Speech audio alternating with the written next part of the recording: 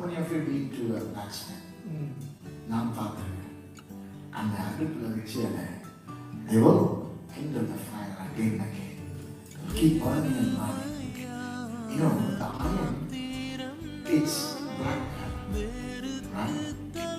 அந்த black color என்ன அப்படியே ரெட்டா,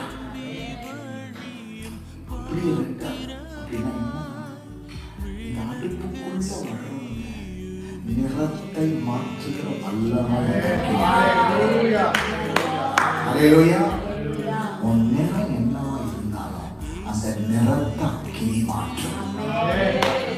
ஹல்லேலூயா. இன்னைக்கு நிறைய பேருடைய நிறம் மாறாததுக்கு காரணம் என்ன? அக்கினி. They are not in fire, they are in cold.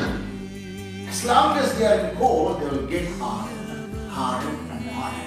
When they come to the fire, when they become a fire pot, amen.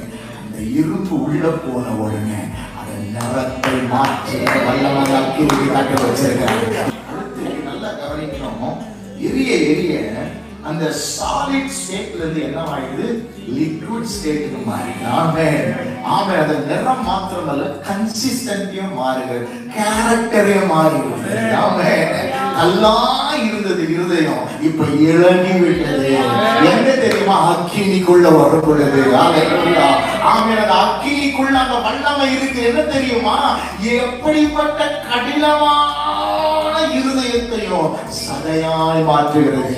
No matter how hardened your heart, your life is, but that fire will make it. Amen. As a lighter heart. Amen. அவங்க வாழ்க்கையில அது என்ன தெரியுமா செய்யும்? அப்படியே இழக பண்ணுகிறது. ஆமென். அந்த ஸ்டேட்டே மாறுகிறது. இனி அந்த அக்கினிக்கு வந்துட்டேன்னா அவன் ஸ்டேட்டே மகத்தர மாத்தினாரு. அல்லாம இருதயங்கள் எல்லாம் லிக்விட் ஸ்டேட்டுக்கு மாறிடுது. ஆமென். அப்போ ஹார்ட்னஸை எடுத்துட்டு கர்த்தர் ஒரு லைட் ஹார்ட்டை உனக்குள்ள கொடுக்கிறாரு.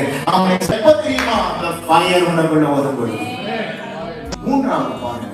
As long as the iron rod remains like that, it cannot be shaped, it cannot be mended, it cannot be made a vessel. Amen. இப்போ நல்ல அந்த இழகின நிலையில என்ன பண்ணுவாங்க? blacksmith அதை எடுத்து எப்படிப்பட்ட பாத்திரமாகவும் அதை வணைந்து கொள்கிறார். It is being poured.